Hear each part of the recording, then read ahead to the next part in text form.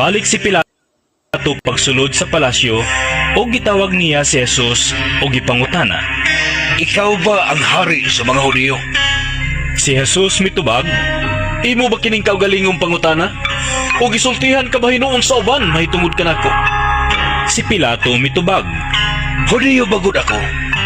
Ang imong kaugalingong katawhan o ang mga kadagkuan sa mga pari ang nagtugyan kanimo nga rin kanako.